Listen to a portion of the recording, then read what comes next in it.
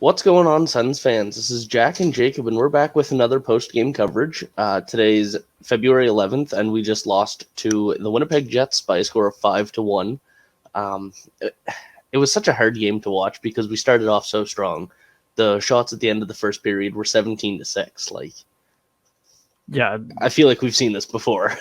they have 3 goals in the last 2 games, and they got 40 shots in both of them. So, Yeah. not a winning formula for the boys. Man, I don't even know what to say. I'm speechless. It's so tiring. It is it's enough is enough. We're 2-12-1. But you can sit there and point fingers and be like, oh, who's to blame here, and who do we blame? Like there's no solution. Yeah, and there's nothing wrong. No, the kids are playing, and I tweeted this, but I thought Stepan had his best game of the season by far. I was going to agree. He looked great with Batherson and Stützle. So he did. What do you change? And they're playing hard. They're not getting, and they're getting great chances, but it feels like it's always the wrong guys getting those chances almost. Yeah. You know? Like Tierney and Brown can't score for their lives. Like they just Connor can't Brown get the most chances. I just want to stop right there for a second. Connor Brown, he had so many chances. And I don't expect him to score. I think it's just a coincidence that he's the guy that's always has it on his stick. Yeah. But he had 2 breakaways today, one shorthanded, and then he had another great entry that he had a great shot on. And he just it's right in the middle of the body. It's not what he does. He doesn't shoot, so it's wild. And Mike Johnson was mentioned. We got a comment. I can't click the comments right now. I don't know why, but I can. Yeah, the only thing that is worse than getting blown out 5-1 is listening to Mike Johnson talk. I didn't mind him, but I agree to an extent. But one thing that Mike Johnson did say is he was talking about Connor Brown, and he does everything so well, but he can't shoot. Right? He obviously has a good shot, but it's just not lethal enough where it's going to beat a goaltender one-on-one. And let alone Connor Hellebuck, who makes 40 saves tonight. So that was it's a good point, I think, by him, that Brown struggles to get those to just finish. And he's like Eric Condra. Everyone keeps saying it. Yeah. And the second coming. Yeah, Eric Condra, Alex Chason when he played for us. Yeah. Ryan Dzingel. We've always had that one guy that just always has the chances but isn't a scorer. So many comparables, yeah. Yeah. Yeah, it was a really good effort from the team. The first 3 goals, I feel like I've said this a lot, but I don't blame Murray on them. The first one was a weird bounce off of Dadonov, which he could have tracked but didn't quick enough, and I don't really put that on him. The first one was Murray giving it away. I think to Stastny, which was blame him for that part, but the save part of it, no, you know. Yeah, he made a terrible turnover. He shouldn't have played the puck there like he did. But I agree, none of the goals were actually on him goaltending wise. And then Christ, you get into Hogberg. I'm not even. I mean, so they go into that period 3-0, and it's Hogberg, right? Yeah. It might seem like, oh, he's just there because we need someone and we're just throwing this game away. I mean, they could have come back, right? We've seen it before, not with this team specifically, but we've seen we've seen Sens teams specifically come back from these deficits. And the way they were playing tonight, it wasn't out of reach by any means. But no, not at all. In that fourth one, what was it? It was 2 minutes into the third or something. Yeah, that's just so killer. We've been talking about it all year. It's just gonna kill you, you know? Yeah, it is. And I tweeted out today that they got off to a hot start, and that's what we needed. That we haven't seen that all season. We need to get off to a hot start in every period.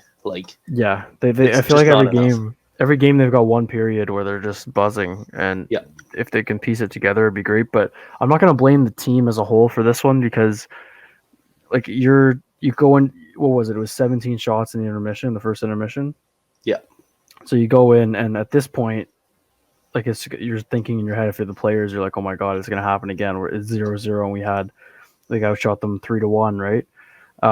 And then you come back out, and then the first shift, the puck is in the back of your net. You're like, okay, here we go again. So it's hard, and even as a coach like DJ, you can kind of see his reaction. He's like, oh my god, like I don't know how to stop this. It's wild to me, and I don't.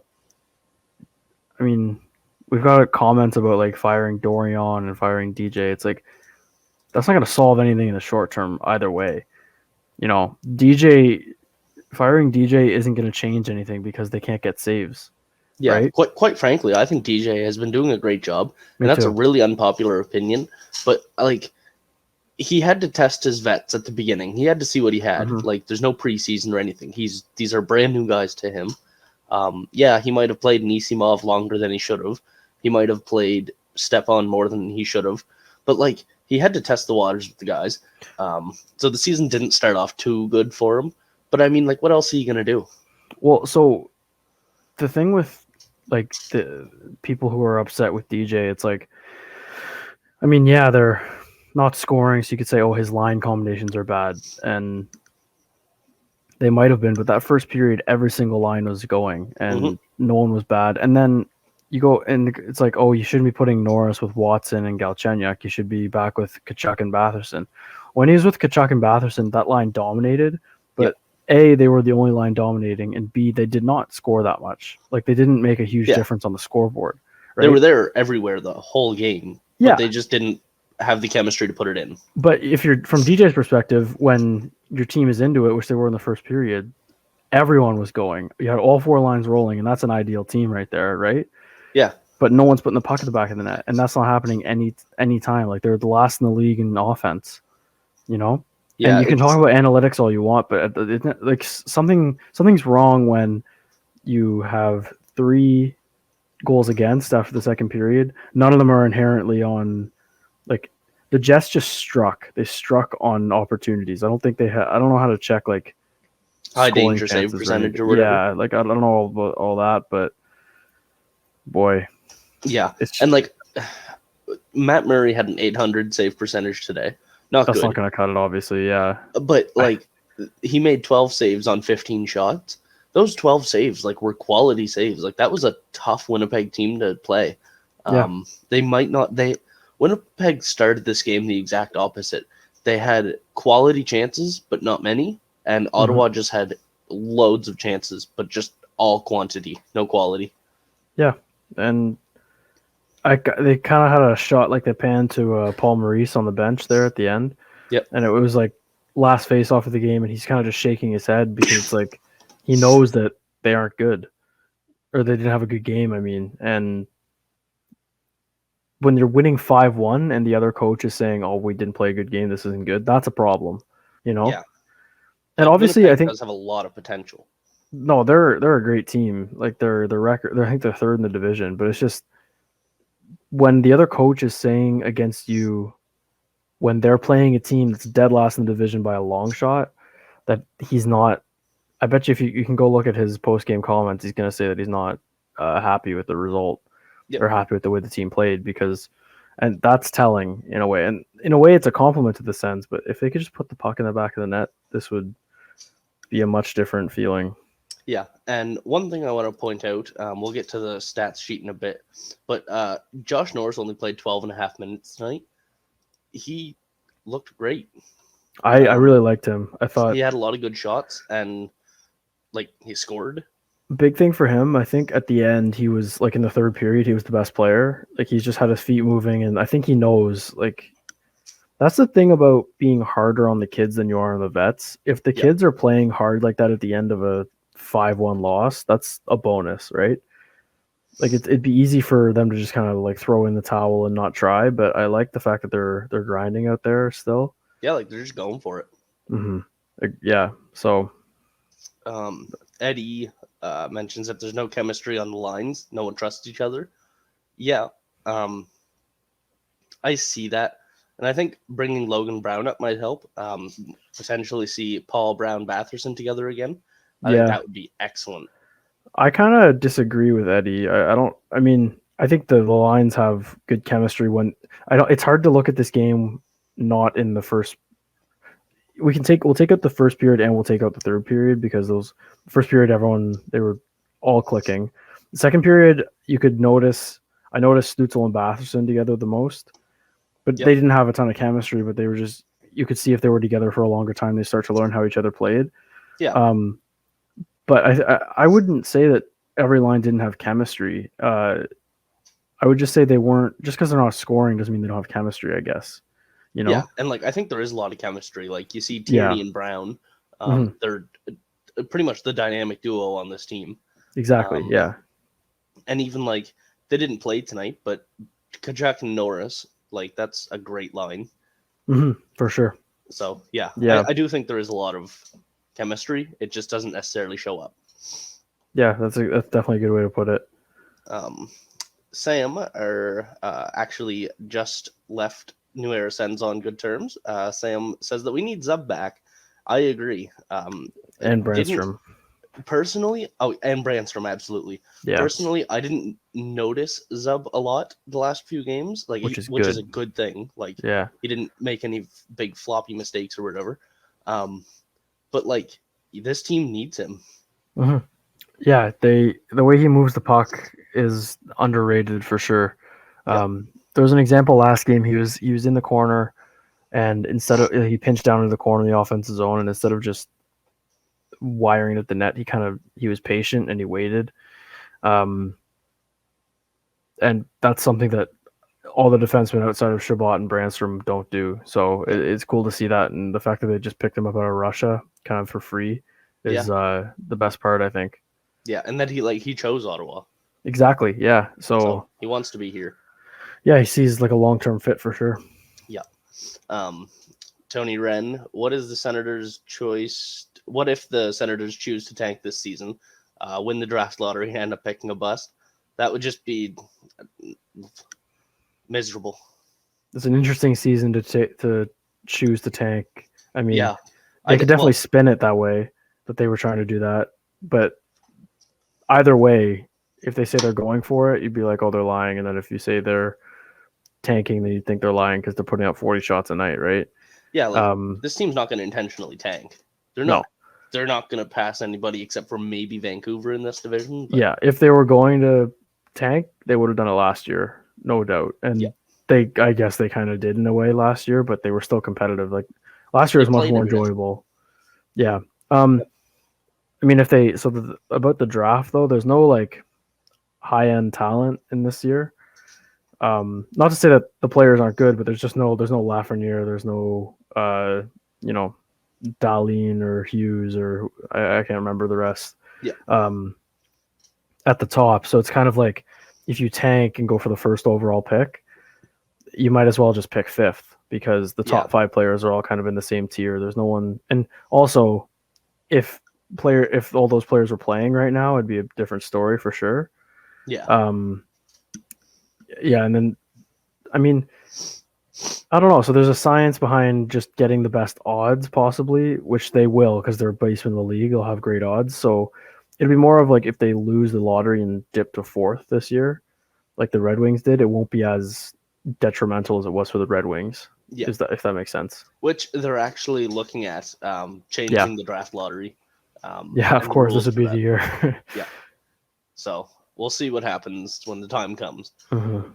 Natty wants to know, Murray's hurt. Does Gustafson start Saturday? Yeah. Yes, I think so. 100%. I don't think Hogberg starts another game unless Gustafson is worse.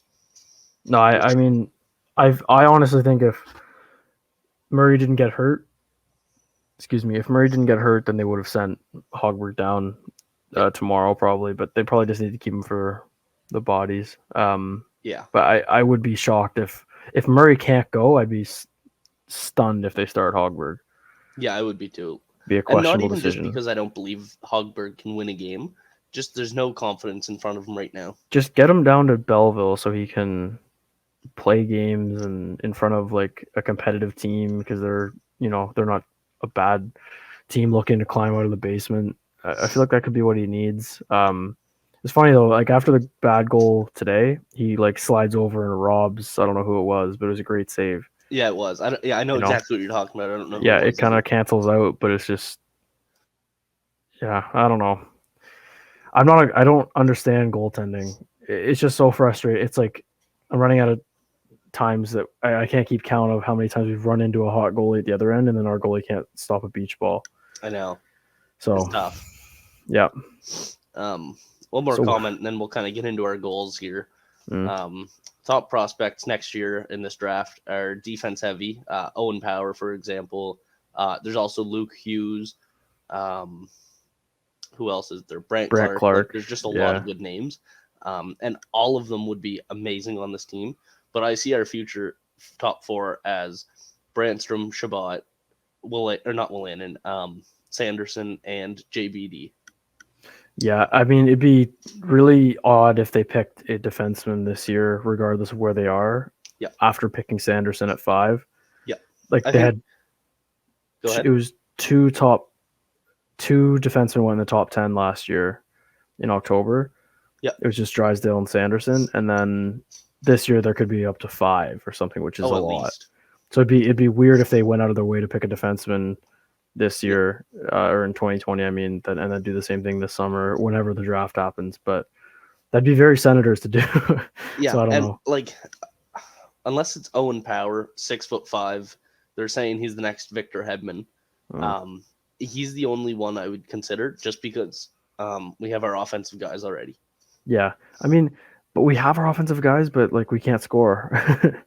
So I don't know if like it'd be tough to turn down like some of the offensive guys. Like Michigan's got a couple really good centermen too. Yeah. Right wing is where the Sens are like the weakest in terms of the whole prospect pool. So yeah, but then you look at it, like we have Dadonov and Batherson already up. So if Dadonov starts to thrive and comes out and Batherson thrives, that's a good top 6. Yeah, for sure. So yeah, this draft can go anywhere for us, really. Definitely. So yeah, we can kind of, I guess we only have one goal to talk about. Yeah. Josh Norris at the end of the game, it was, he didn't even like celebrate. He didn't, nothing. I don't think he knew it was in. Yeah, it also didn't look like he knew it was in. But it was just kind of a light at the end of the tunnel, like I messaged to you. Yeah. That was. It seems in all these games that we're getting blown out of, but they feel like they're in it. That the young guys score at the end, like Stützle got a couple in Edmonton there. Yeah. I'm fine with that. But just pad their stats a little bit, get up in the rookie scoring race. You might as well. Well, yeah. I mean, Josh Norris is tied for first on our team in points now. That's wild. Yep. That's wow. Okay. A lot of people are talking about how Norris has been invisible. Blah blah blah. Has nobody realized that he now has 8 points tied with Tkachuk? Tkachuk has struggled lately. He can't score. He has. He cannot score. They did a thing. Did you see the graphic they did for him? No, I didn't. So he's first in the NHL in shots. He's first in expected goals for. Yeah. So at this, like, it wasn't like the per 60 minutes. So it was basically, for those who didn't see it, it was Tkachuk is first in shots on goal, first in expected goals for, which means based on the dangerous chances he gets and where he shoots the puck from, he's expected to have this many goals based on how many shots he has and how much he shoots from there. So he's expected to have 7.5 goals, and he's got 3. And so the difference between his expected goals and his actual goals is like minus 4.1 something. Yeah. I can't remember the right number, but which is the most in the league. Which is the worst number in the league. So they keep saying like, oh, something's going to click for him soon. Something's going to click. And while I agree, yes, it will click for him. When you watch, he doesn't have like a ton of high danger chances. You know what I mean? No, I mean, so analytically he does. Right. This is where analytics is a problem for me. Yeah, because he's always in the crease when he gets his 8 shots a game. Half the time when he has those high danger chances, the goalie doesn't have to move. He just whacks it off of him. It's like, yes, he's shooting it from a high danger area, but he's 2 inches away from the goalie, And like completely just hit the pad. Like he just turned and swung. Right. So that's where I'm like, it's good to be optimistic that the analytics will pan out for him, but they've been saying that for 3 years, and he had 20 goals back-to-back seasons, which is nothing like that's fantastic. But he's struggling right now. And I don't know, if you're him, you got to be thinking like, I'm obviously going to keep doing the same stuff, but you got to be starting to question when it's going to give. And I think tonight he would have had more points, but just he's got to get away from Tierney and Brown. Just they don't like they create stuff. They're just not creative enough, if that makes sense. Yeah. Marcus Hogberg didn't finish the game very well. 11 shots, 9 saves. He made some okay saves. Nothing great. Yeah, well, he made the nice saves after it was too late, kind of.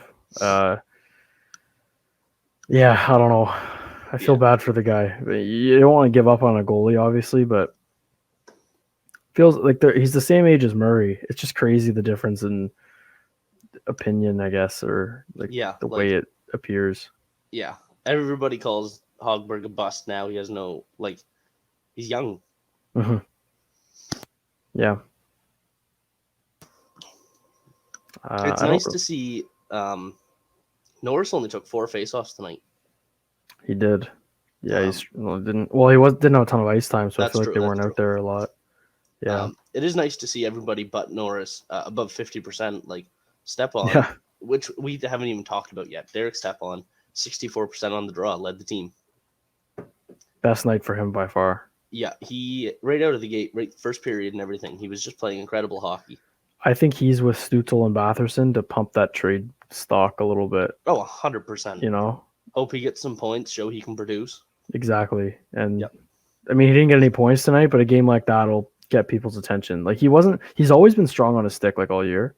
Yeah. I find he doesn't really, maybe not give it away, but he makes a good play when it's on his stick. He just struggles with the pace. Yeah. So seeing him tonight, he wasn't like behind with Batherson and Stützle. No, I didn't think anyways. Up, yeah. It was impressive. Boy, Tierney a -3 though. I know, only player that's -3. Zaitsev was a -2. That's like one of the first games he's a minus. I know, he's always been pretty much even. Yeah. Overall, like good individual performances outside of the net. Wolanin up to 14 minutes, so they've pretty much played even minutes, other than special teams, I guess. Yeah. Yeah. Yeah, not a whole lot here, really. Brady has 5 hits, and so does Josh Brown down here. Good to see. They got physical after that first goal in the second. Shabbat with 25 minutes, too. Yeah. Love to see it. Keep playing him that much. Yeah, that's the formula. Yeah. I didn't see him out there that much tonight, honestly. Even though he was out there half the game, I feel like I didn't notice him much. Yeah, I agree. He wasn't like super involved in the offense, I guess, eh? Yeah, I felt Wolanin like stood out more offensively tonight. He had a good game for sure. Yeah. Great play on Norris's goal there too at the end. Yeah, it was. Great goal. And setup, I guess. Yeah. Did you want to do 3 stars now, I guess? Yeah. It's tough. It sucks talking about, like, I'm looking at the stat column. It's like 1 goal and an assist and an assist. That's it for like offense. It's tough. Yeah. So you want to go first? Sure. I'm just gonna go that whole line. I'm gonna go Stützle, Stepan, and Batherson. I thought they were flying, and then even in the third they were buzzing. I don't like Apple 1, 2, 3, but those 3 for sure. They were good from in all 3 periods, which I guess is the standard at this point. I'm gonna give an honorable mention to Josh Norris though too, just because he was, pegged on the 4th line at the beginning of the game, and then at the end in the third he got some reps with the top line. So with Kachuk and Dadonov, I think he did. So that was good to see. Yeah, for sure. Those are mine. I'll give my 3rd star to Wolanin. Just everything I just said, like joining the rush, all that. Just a good game. Yep. I'll give my second star to Josh Norris. Again, everything you said, getting out there, earning some ice time. Yep. I think he played a great game, even though it was only 12 minutes. And I'll give my first star to Derek Stephon. He just came out and played a good game tonight. Nothing to complain about whatsoever. Just brought it. Yep. Which you got to feel like. I feel like the radio hit recently, yesterday by Dorian. Yeah. Like he definitely heard that, right? So it's in his head now that he's got to be better. So that's good. It is, yeah. What about who needs to be better? I'm trying to think. I've been trying to think about this because I'm not going to say Hogberg because that's too obvious and everyone's going to say that. I feel like. I'll go with Kachuk. I'm gonna put Kachuk under the. Even though he was still probably one of the best forwards out there, I just think he needs to. He needs to bear down on some of these. We'll go the whole forwards. All the forwards need to just bear down and put the puck in the net. Yeah, 100%. They need to bury these like the pressure is great. It's so dominant at times where if this team was just scoring more, the confidence it would give these guys to actually play like this all the time would be staggering. Like they held the Oilers the top two scorers in the league to no points last game. Yeah, for the first time that they won since 2017. And then they just put up 40 shots against the third best team in the division, you know? Yep. And they've got 3 coming up against the Leafs. I feel like that could be a huge confidence boost for this team. Yeah, it really could be. They're hot right now, so it'll have to go some way. Yeah. How about you? I'm going to give mine to Galchenyuk just because he's obviously found his spot in the roster. So he hasn't been doing much. I haven't seen many opportunities for him. So I think with him too, it's limited minutes, obviously. He whiffed on a couple on the power play, but he needs to, if he's in that, because it'd be Paquette coming in for him. So if Paquette is out, then Galchenyuk and Paquette's a penalty killer, sorry. Yeah. So when Galchenyuk's there, he's a power play guy. So he needs to contribute on the power play if the same as if Paquette was contributing on the penalty kill, right? Yeah, exactly. That's how he needs to make it up, and he isn't right now, so that's a good one. He was getting some reps on the first power play at the end. Yeah. So maybe something to come there. Might fit in really well with that good shot. We'll see. Yeah. So, that's all for tonight. Thank you, everybody, for watching. And, come back for the next episode.